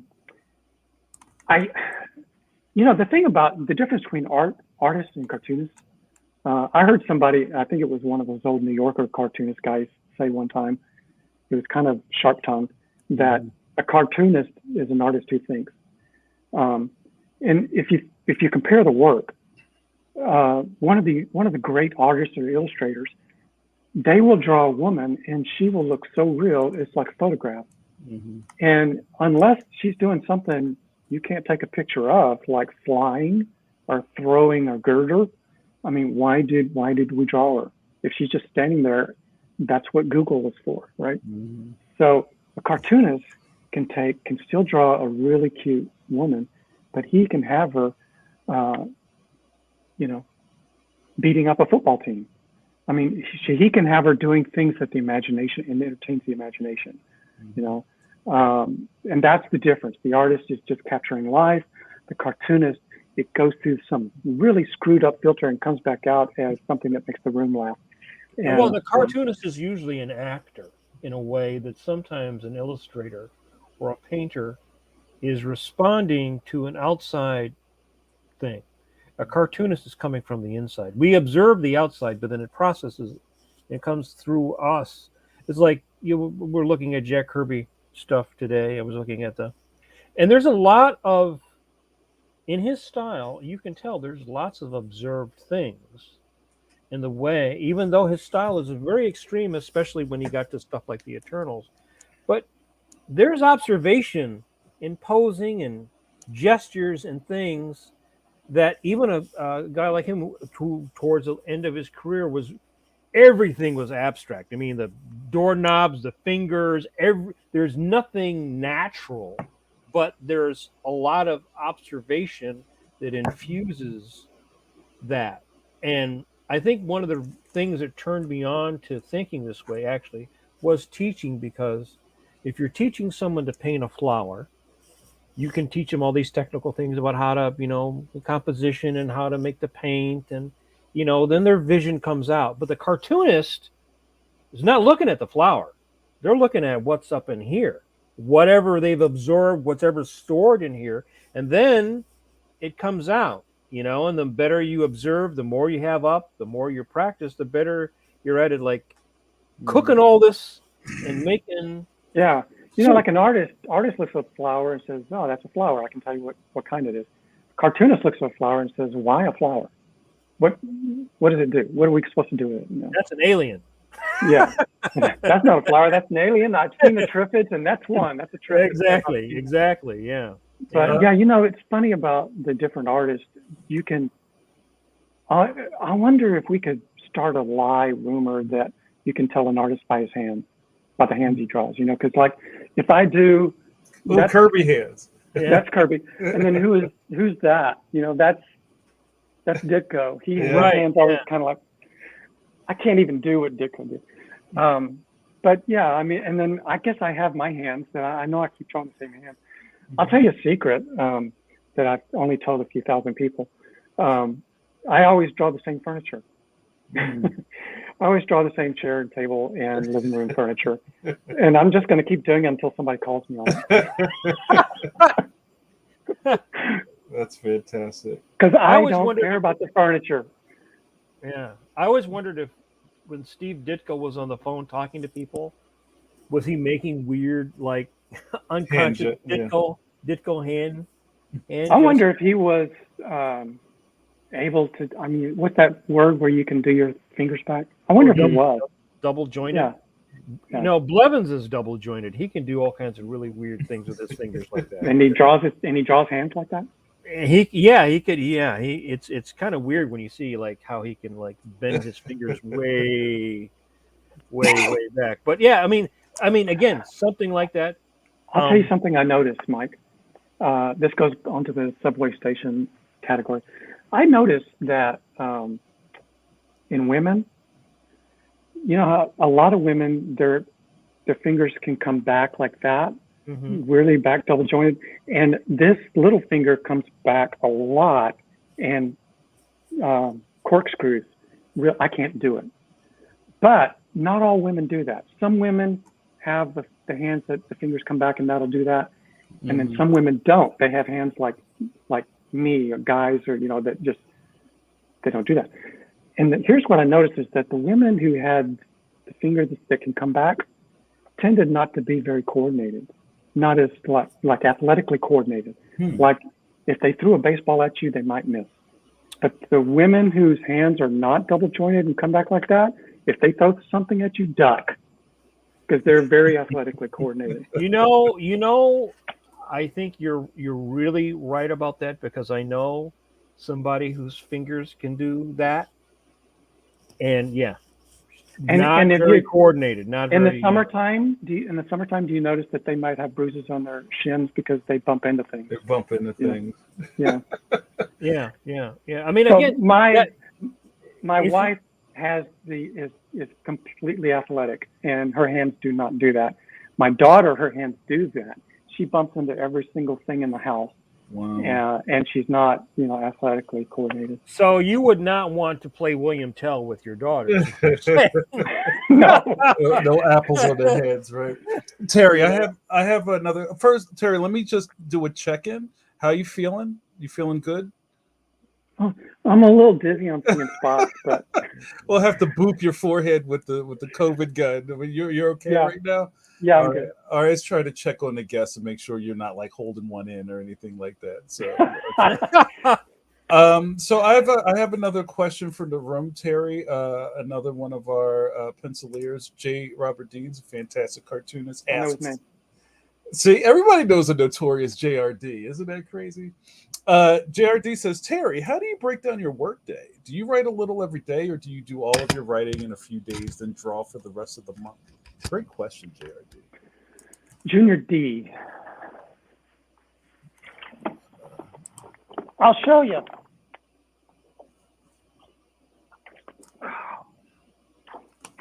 I have this book here. And what I'll do is I'll make my outline for the scene. And I work in outline form only now and rough dialogue because I don't want to waste 3 days writing a script and then change my mind on page one. When I start drawing, I get a better idea. Mm-hmm. I've had that happen. So if you look, you can see that this is all serial. And here's a conversation between Zoe and a detective. And I just write it out in pencil as opposed to typing it, because the pencil goes slower and I have to think about it. And also I don't know, I just feel like it's good for my hand to do something else besides draw. The writing helps my hand do something else. Anyway, this whole book is full of this. So when it's time to do a scene, I'll have it outlined. But like, here's a scene that is, I'm winging it. I'm just watching the movie in my head and I'm drawing the scenes in the movie. So I do both. I used to do scripts, and then I realized that I just lost 3 days in my schedule because I just decided to do something else. So I do these outlines just before I'm about to start like a 4 or 5 page sequence. And here it is. It's kind of mapped out. I don't necessarily follow it, but if they're trying to work out something in the conversation where I can load up the sentences, don't have any wasted sentences, I try to load it up and move the plot along with any dialogue that I have. And then I make mental notes about, okay, what's in the room, what can be in the room that can be a tell. I like to leave a lot of Easter eggs and things like that. So I've already started drawing the scene mentally, and then I sit down and start at the top and work my way down, So yeah. That's fantastic. That's kind of it. A lot of it happens in front of the paper, to be honest. And I use the pencil eraser a lot. Are you a kind of complete a page, then go to the next, or are you pencil, then you do pencils for a whole book and then the inks? Like, how do you fracture your process? I tend to do either a page or a sequence. Okay. I'll pencil the page, then ink it, or I'll pencil if it's critical and I'm trying to figure it out and I feel like I'm on it. I'll pencil the entire sequence, which could be 3 to 5, 6 pages. A good example is. I love the show and tell, Terry. You're the MVP today. I mean, I'm sitting right here with all of that. That's why you were saying, you said, if you want to send me JPEGs, I thought, well, I've got the real thing right here. Okay, this is from Serial 8, and which is about to come out. So spoilers, I don't care. But the dialogue, I drew this page, and then I thought, okay, he's going to tell their entire bad affair in one page so that I can do the setting. So you basically cover this guy's rise to fame and his affair, and then the breakup of it in one page. That is one of those things that's in the Black Notebook. But when I get to the following page, I'm trying to think about, okay, now what can I say to show regret and how he doesn't want any part of a revenge meeting. And here, sure enough, our serial killer is here. This guy comes, how freaky would this be? You broke up with a girl years ago because she's a psycho. And thank you, Steve. And then she shows up on your porch, sitting on the porch with your daughter. And you come home from work and there she is. So that's everybody's worst nightmare. So I'm drawing that scene. And he has a conversation with her and he's saying, I don't want any trouble. And the daughter doesn't know anything's going wrong. Every sentence coming from the girl, Jenny, is loaded. Everything out of her mouth is a red flag. And I'm writing per page. Now I've got my momentum going and I'm just writing per page. And I'm thinking, okay, what's the worst thing she can say to him now that would send chills through you and you're in deep shit? Yeah. So that's what I wrote. And then he responds, and then our daughter comes out and says the absolute worst thing you want to hear. And he goes inside and she just walks away. And that was the whole sequence. And really the only thing that's in the Black Notebook is page 1. And the rest of it was looking at the page like a movie, thinking, this is my favorite movie. What did they say next? That's how I do it. Wow, that's great. So there's parts where you allow yourself to ad lib or basically just work with the mood of the conversation. And yeah, as if we were working on, an ad lib show, Portlandia. You think all that's scripted out, right? Yeah. So it's like that. It's like I feel like I'm in my writer space. I'm just doing it with the pencil and I'm just doing it while drawing at the same time. That I'm writing. That is usually one of the things I see a lot of people, what you call muggles or civilians, I'll call them sometimes, same idea, get really kind of befuddled about the process. It's like, well, what do you mean you just put words in their mouths? How do you know what they're going to say? But it's very fluid. It's a very lyrical thing that you're doing. And and kind of in my head, to your point, it's almost kind of like a call and response. This character so well, like the back of your hand, is going to say this. How does the other person react? It's like a tennis match, there's a side to us that is the same thing that would get us a job on Saturday Night Live. Where you could, if I say, Jamar, I want you to be this kind of person, and this is what's the situation. Here's the setting, and I want you to just rant about it for 2 minutes. Sure. And I bet you could. Yeah. And I could, you could, Terry, you're a drunk airline pilot trying to talk his way out of a ticket. Right. Whatever. You can do that. And that's just kind of the satirist kind of, just, I don't know, it's a different way of writing,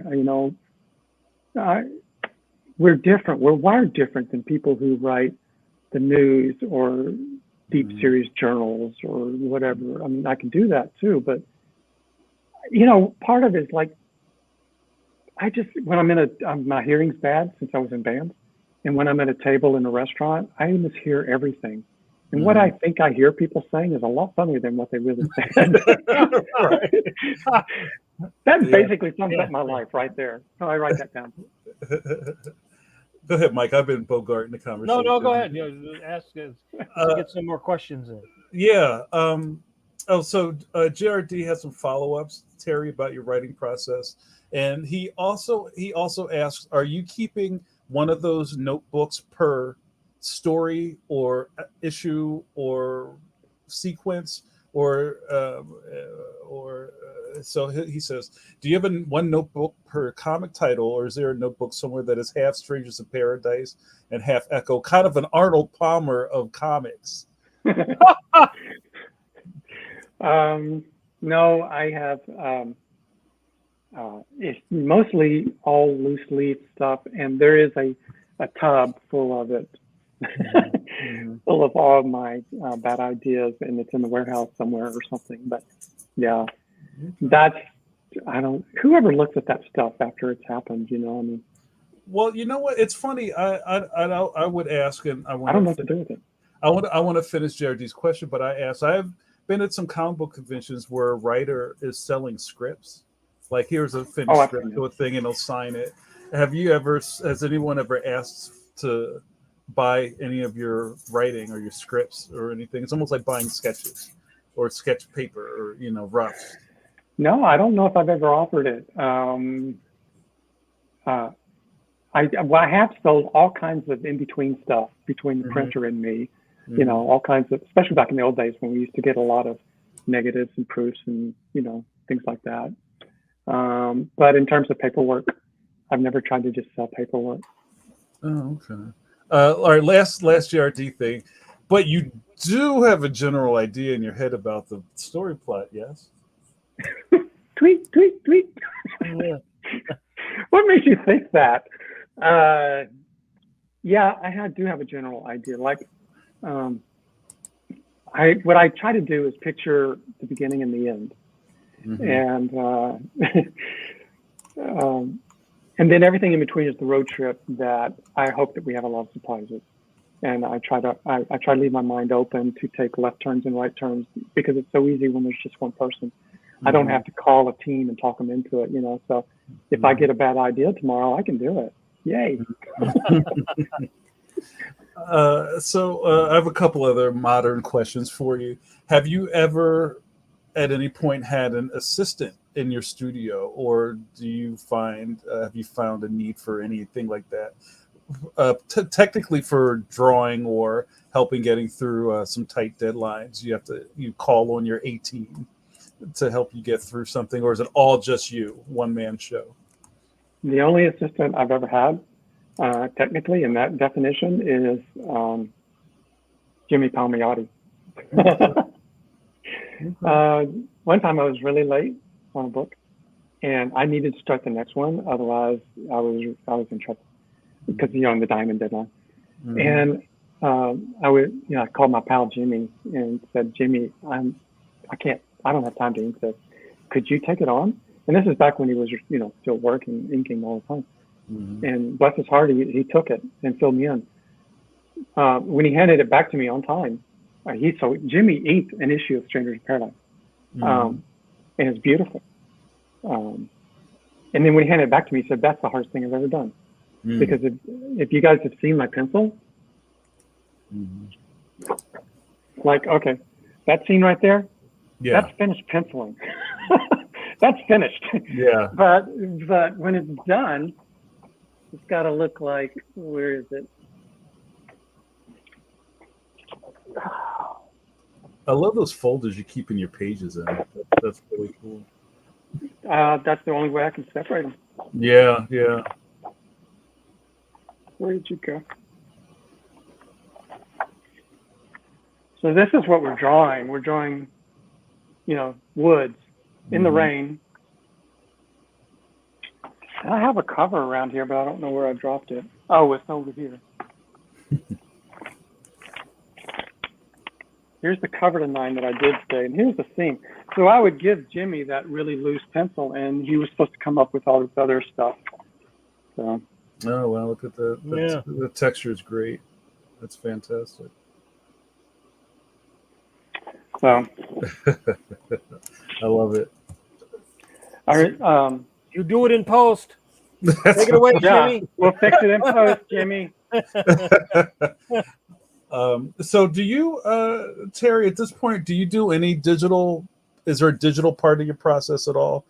I guess maybe right up to scanning, because you also hand letter too, which that's Yeah, its own art form. I Hmm. use my Wacom to hand letter. Yeah. Everything is on the paper. Yeah. Then I scan it into the Epson at high res, put it in Mm-hmm. Photoshop, and then I crop it, size it um, to 10.48, Mm-hmm. 10.438 by 6.875, which includes It's the like bleed. right on top. Oh, It's please. it's like beautiful mind math. It's like Yeah. you know exactly what it is. Yeah. And then um, if there's anything jutting out, like there's a line off the edge or something, I'll get rid of that. Or if I really screwed up my alignment on my lettering, I can realign that. Right. But I try not to. I want the page to look like it's like what's in the book because I sell my pages. Right. So no, it's not nice to trick people. Mhm. And then I take all the sized pages and then I put them over into InDesign and I do the book layout in InDesign, Right. and the cover and all that. And then Right. I turn that into a high res PDF, which I like that new way now, the PDFs, because printer can't mess them up like they used to mess up the old stuff. That's very true. What you see is what you get, printer. And then I send it off to either Montreal or Brenner in San Antonio. Brenner does my single issues, and Montreal does my trades and stuff like that. Wow, I remember Brenner. That's fantastic. And maybe another last question, and I want some more from the room. How do you feel the act of self-publishing or putting what we call it pre-flighting a book has changed from the 90s to now? Oh man, when I started, I was on Quark and PageMaker. Oh no, my heart. Oh my heart. Yeah. Everybody under 40 just went, what? Yeah. Yeah. So in the same way that the internet was crude, so were the page layout programs. And so you had to do backflips and really know your stuff, and it could still show up. It still showed up in layers and stuff like that, and maybe they wouldn't get the layers, or maybe they would. The printers were still figuring it out. They may send your book back to you at 72 DPI, or they would send you spec sheets that said, all you really need to do is scan at 300 DPI, and then that's sufficient for enough ink coverage. And then you get your book back, and it looks like absolute dog shit. Yeah. And you think, what is going on? And you go to the next convention, you talk to somebody at the Image that knows what they're doing. They got the beautiful books, and they say, oh yeah, we scan at 1 million DPI. You need to get as much information as possible. And you say, okay. So it's, live and learn. So that's the big difference. And now everybody is on computer, and now even the printers, the old school it's printer all guys. more mainstreamed, right? I mean, it's all more everybody. They've all done it. Yeah, and they know. I used Quark too. The first several issues of Draw, I laid out myself the magazine using Quark, and Quark was hard to use. They were not nice people. They were not nice to deal with. It was a difficult program to use, but because I had worked. How much of your work is on Quark? Did you have to convert it up? John Morrill eventually, because I would put it in Quark and then I would send it to him and then he would do a little adjustment. And then eventually I switched over and had Eric do the book. I stopped doing the production on it myself, which I did for the first several issues, because it was better to have somebody who was actually better at it, more proficient at it than I was, and then I could do the interviews and do all the other stuff and get somebody who was actually really good. And then everybody, like overnight, everybody went to InDesign and said, screw you, Quark, and they, because everybody was really frustrated using that program. And you're right. I mean, one of the things too that was different, I'm sure, is that you would get a color proof, but that color proof won't look like what your comic would look like when the cover would come out, and colors could really change. Oh yeah. Could get very acid. I used to sell those color proofs, even the films, but especially the printouts, the vellum sheets that they would send. That was a $20 item at the table or a $10 item. It helped pay for the deal, and everybody knew they were helping to pay for the print runs. So. But you know, what? I was going to ask you if you, how did you learn that? Did you do graphic arts before you know? No, I taught myself. Okay, because it's not so easy just to learn some of that stuff back in the old days. Now there's all these tutorials that show you, like, you buy a program. There's no book. You go on YouTube and they say this is how you do it, but it wasn't like that back then. No, it was hard. I mean, you're like the first people dropped onto a wild continent. You just got to figure it out. God, this one you can eat, this one you can't eat. So it's like that. Right. But not only did we work in court, but we had to save it to zip drives and CDs and DVDs. So I used to have these big books full of DVDs and all that, and one book would be across 5 DVDs, and I remember the first time 1 gig was available, a 1 gig drive, and it was $1,000. And I was standing in FedEx this week, and it was, $4 for a 16 gigabyte tiny thing. Oh, they have them in a fishbowl at the desk, right? 20, like a 32 gig little thumb drive, right? Yeah. Mm-hmm. So that's another interesting question is, since you've been publishing so long, you've had to keep migrating your old material to new storage, right? Are you putting it up on the cloud? How do you manage your archives? How do you manage your archives? Because they say, really, if you have valuable things, it's great to have a backup. But of course, if your backup's in your house and your house burns down, your backup doesn't do any good because your backup gets. So do you off-site store your stuff? How do you manage that? I probably probably should have nothing to brag about. What I have is the old files on those old formats, and then those are all in a tub at the warehouse. And then I have everything, all of that transferred over to my hard drive, and I have it on 2 different hard drives here at my workstation. And I don't have anything on the cloud because that's where the Chinese and the Russian hackers live. I don't want to have anything in ransomware. I don't trust the cloud. I think the cloud is a public park. It's the most dangerous place you can be. So it's just on hard format, and I have it in 2 locations. One of the reasons why I sell my art is because every artist biography has a chapter on the studio fire. And I thought the best thing I can do is get this art out of here and spread it out. And then also when you read about old composers, some of them like Mozart, the only reason we know them is because somebody else took their stuff and spread it out and made other people play it or notice it,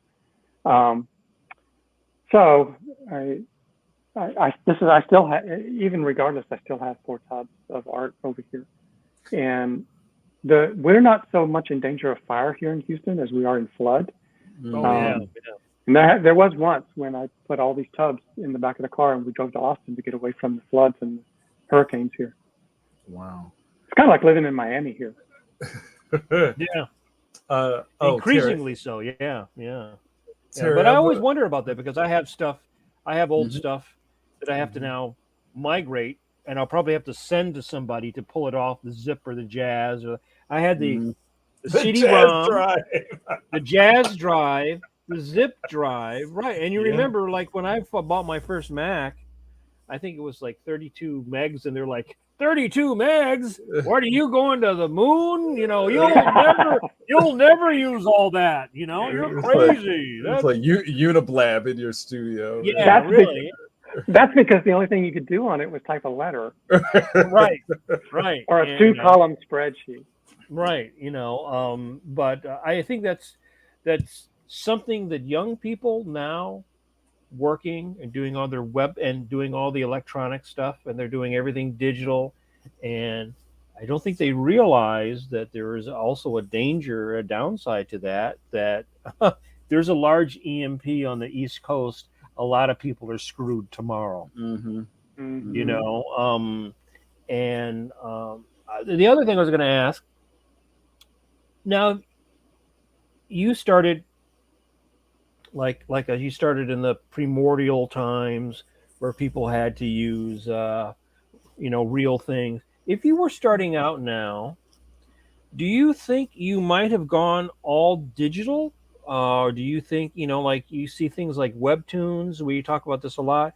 There's hundreds of young cartoonists now out there telling stories every day. There's more cartoonists alive now than in all the history before, trying to do work, putting their work out there for people to see. I think they're all here in Philly too. Right, which I think is great. There's a ton of female cartoonists, and we always talk on the show. Like I remember when I would go and take my portfolio and slug it around, you never saw another.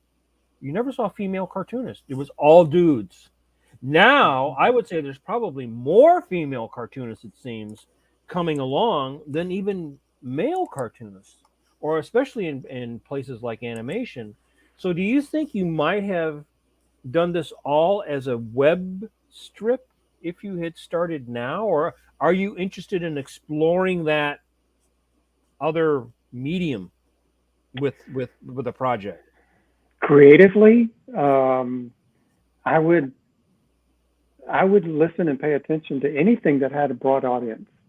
And the trick with the web is you think you have a global audience, but they still kind of cull you down to your core group.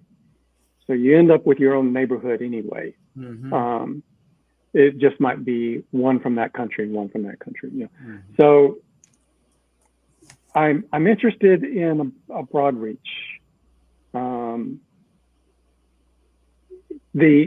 What I'm concerned and the reason why I have that caveat in my head is because I started off in this career because I needed a career.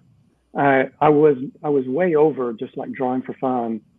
I needed a career because I really wanted to stop editing, and I had a family and everything. So how can I make income? And I've kind of had that attitude all along now, which is the reason I'm the only fool left doing it from the 90s is because this is my career, and the other guys were more successful and they were able to stop when they got tired of it. And I've never had great success, in terms of like numbers. I've just always had it's like, I've never been a big hit like the Rolling Stones. I've always been like a core group like Robin Trower, just take off a couple of zeros and that's my group. So that's why I'm still working. And I still work because I still want the escape, but I also need to work. So would I go to like DeviantArt and start putting a lot of stuff there and try to sell t-shirts? No. I checked it out, things like that. I checked out Tumblr. I watch a lot of where the other cartoonists are. And then I see somebody like Cyanide and Happiness, and I'm all inspired because terrific success. And then Katie Cook has terrific success with her online stuff. Mm-hmm. But they're wired different than me. They do a different thing than me. They're welcome in all homes, Yeah. So I don't know. I'm kind of stuck between comic strips and Manara. Where do you go with that? Mm-hmm. So comics has been the place for me so far, but they're doing their best to go that way. And I don't know if I can keep following them along. Kickstarter has presented some new options where you could have a book career living off a Kickstarter, like Brian Polito or some of the guys that have done really well with it. I'm looking at that. So I really am wide open and wide-eyed for the future. I don't have a 5-year plan because it's impossible to make. Mm-hmm.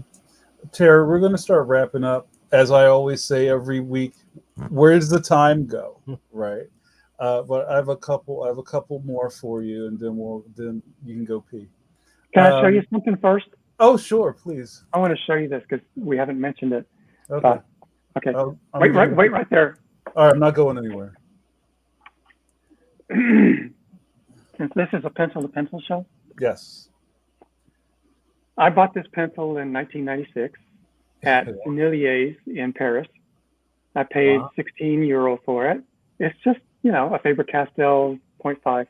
Yeah. I've drawn every single comic with this one pencil. Wow. That's $16 I ever spent. How did you not lose that? Because everybody loses their drawing pencils, like it rolls off the desk. Or I are don't you know. very neat? Are you a neat guy? Are you your studio? It seems very well organized. Yes. I'm not really a neat guy, but I mean, my pencil, it was either here or in my hand. I don't put it down. It's not like a number two where you just like, it's a tool and whatever. Yeah. You don't But it take was it my to pencil. cons. I did take it to cons for years and years and years. It drew all Really? my sketches and stuff. Yeah. Every time you see the pencil sketches with the skinny little .05 lines, that's his pencil. You're gonna have to Lloyd's of London that pencil now. I'll tell you a secret though. That after I finished Stranger Paradise, and then after I finished this third series, Rachel, I thought, this is getting some provenance to it. I got to be careful. What if it breaks or I lose it? I need to take another pencil to the show. So I started looking for it, and you cannot buy it in the United States. All the ones in the United States have a metal thing right here, and that's not going to work. So I went back to Paris. Every time I went back for shows, I would always go back to Snelia, and they never had this pencil again. I never saw it again. And I finally, through my OPA production, chase it down over the phone thing skills, I found it at a stationery store in London, and I bought 3 of them. And those are the ones that I take to the shows now, so that I always draw with the same pencil. I love the ritual. That's fantastic. Wow. We all I'm have imagining a little sequence where I see the door open and the little bell ring, and you're walking into some strange magical pencil emporium, looking for the, like in Harry Potter where they're like come to pick their wands, You know what? This store looks like it's in Harry Potter. It's a little row house thing right across from the Louvre on the walkway. And it's just like one door, one window, and then a second floor. And it's green, very, very green. Like I think I've been there. Wow, that's fantastic. You must have. If you've been, yeah. Downstairs is all paint, and that's where all the Impressionists bought their paint.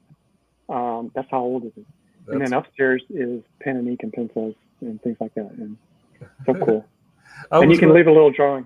I was going to say, when you get the pencil, the guy says, it comes with a free Frogurt, but it is also cursed. No. It wasn't anything weird, Jamar. I just picked it up and it went. It resonated. That's the one. Wow. And if anybody else tries to pick it up, like. Yeah. All right, okay, here's what I picture now. I picture me passing away, and I'm in my coffin, an open coffin. It's in my pocket right here. And you guys all come to the funeral, and you're all trying to like. With a fishing line. Right? it's on a spring. Yeah. Everybody's got their throwing their little fishing hook in there, Please come to my funeral and try to steal my pencil. Oh yeah, we're gonna that's gonna be the most fun funeral ever. All right, Terry. That's why we're cartoonists. Let me try to shoehorn these last questions in here, and then we'll be good. Our best bud, Suzanne Waringo. What's up, Suze? Of the Waringo family says, Terry, Colleen Durand tweeted this week about someone who said she stopped being relevant in 2012. Oh man, that's sharp. Do you experience a lot of ageism in the comic business? Internet. Do you have to deal with internet trolls a lot? Great question, Suze. Yeah, I got ratioed once. You know what ratio is? Ratio is when 150 people come and tell you you suck. And they do it deliberately from a group. You're like, if you post something bad about, say this time it was Archie posted a issue with the cover of Archie holding an AR-15. And I tweeted and said, I hate to see that. I just hate to see it. Well, I got next day I came into Twitter and there were 150 tweets, all from the gun club saying, fuck you, fuck you, fuck you. How's it feel to be ratio, dude? Wow. So brave. So brave. But okay, let me address the main point of that, which is somebody saying Colleen Durand is irrelevant at this year. Whoever said that does not have a creative bone in their body, and they have no feel for what creative life is like. They have no idea how sometimes people have one career, then they have a second one that's huge, much bigger. Yeah. Much bigger. You never ever say to a creative person that they're done. You don't know what they're going to wake up and think tomorrow and start doing, you know. So whoever said that is just as dumb as a fucking stump.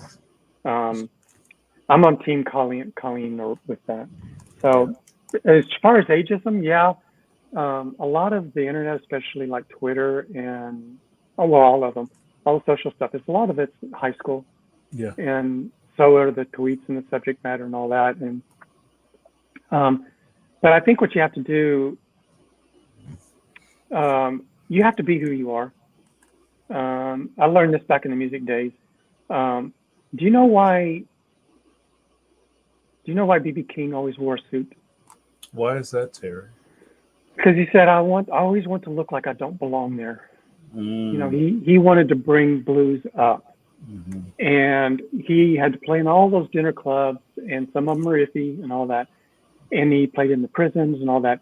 He always presented the blues looking his best with total respect. And people treated him that way back. And I think when you get on to like the social high school network, you have to remember that you are the experienced one who has a lot of experience behind you. And there's always going to be that new young soldier that thinks the old sergeant is done. I mean, that's what every all those hero movies are about, you know. So you at some point you have to realize you're not the teenager full of energy and ideas, but you do have all that experience, you know. And the thing I would never ever go back, and the reason is because in the beginning I was just trying to figure out how I did it, and if I got it done, I thought, yay, that's it. But there's another level above just being able to draw a freaking warship and a suit. The level is, can you now start drawing things that we have never seen before? Can you now put yourself into this and say stuff that will stick with people for the rest of their lives? Can you show me something I have never seen in a movie or on TV or in any book? Show me something that cannot be photographed, because it is physically impossible. But in comics or at Warner Brothers, we can do it. And thank God you're in comics, because you don't have to talk 100 people into it. So there's another level. I would never want to go back to 25 and think, oh, I can draw anything. I'm hot shit. No, you're not. Are you drawing something we care to remember for the rest of our lives? You know, if it's something I can go take a photograph, forget it. You know, if it's something I see every day or I can Google right now, forget it. You know, all you're doing is just a vessel to present a story, you know. So I don't know. I don't know where I try to keep my eyes down in the crowd and be humble, because in the big scheme of things, I haven't done shit. And I hope that tomorrow I can think of something great, that everything I've done leads me to the next thing that I'm going to do. If I thought I was done, I would just quit and go to an old folks home. But, you know, it's that drive. And second of all, Colleen Duran is I was thinking about this last week. She is one of the two smartest people I've ever met in comics. Jim Lee and Colleen Duran. They're the two smartest people I've ever met. Todd McFarlane is smart in a different way. But you do not fuck with Colleen Duran. She could rip you apart with her sharp tongue at a bar con, and you would never be able to walk again. You would never find your nuts again, I guarantee you. So don't pick on people that are stronger than you. Don't pick on a lion just because you think they're out of the room. First of all, it's a fucking lion, and you got to respect that. And what have you done? So my answer to that person is fuck you. I love it. Yeah. That's and there it is. Yeah. There it is. That was fantastic. Yeah, don't pick on creative people, especially other people in their work. You know, like, what have you done? So just let everybody live and breathe and work. And that's what the internet is, right? It's just, you know, everything looks so easy and approachable when someone else has done it. They've done the work already. You know, there's a lot of hubris in youth that is built on tearing it down so that we can climb it. Yeah. When you get older, you don't think that way. All you think of is, I want to get up there to the stars. I want to do something I've never seen before.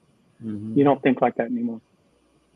And if you're hating on other people, you're not spending any time climbing. No. Right, because you're not climbing over Colleen Duran to get to your success. Right. Yeah. You're not climbing over you or me or Jamar to get to your success.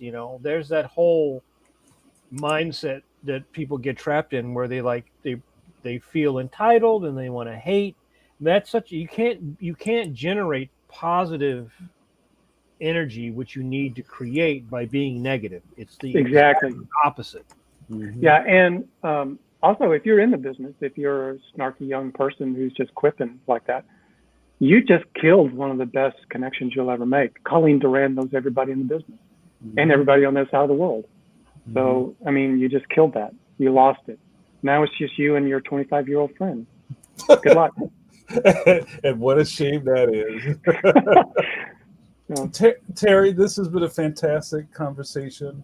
I hope that you would grace us with your presence again in the future. Thank you, Jamar. It's been a pleasure. Mike, it's been great talking to you guys. Thank you. Thanks very much. It's been a great show. Terry, where can people find more of your work? I'm on social media at Terry Moore Art, including YouTube. I have a YouTube channel with a lot of art videos and stuff. And then I have a website where you can see all my books and grab stuff. And that's abstractstudiocomics.com, which is my publishing, or just terrymoreart.com still gets you there, I think. So, very cool. I mean, hopefully I'm easy to find. It's Terry Moore Art. There's a nice statement that we'll end on, and then we'll do our outro. But Shelly, thanks for watching. Shelly says, "Thanks, Terry, for the talk. I first saw your work, Strangers in Paradise, in the public library. That was a good day." Thank you, libraries. And thank you, Terry. Hopefully you'll hang out with us when we do our exit. Guys, thanks so much for watching tonight. This is what you get every week on Pencil to Pencil. Every single week. And, and with Terry's magic pencil, that was a great story.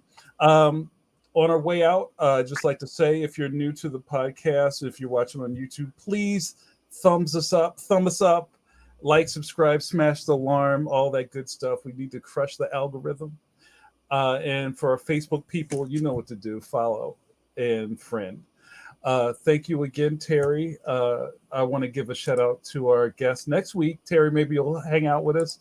We're going to have Dave Cooper on. We got a murderer's row of talent. I love it. I'm very excited about that also. So, guys, enjoy the rest of your evening. But before that, you know what to do. Come on, Terry, let's do it. Wash those Kirby hands. Eternal Kirby. Hand. One Kirby hand, one Ditko hand. Yeah, right. Oh, that's a good one. That's like a Ghibli right there. Look at that one. Yeah. All right, guys. Thanks. We'll see you next time. Have a good night. Thank you, Suzanne.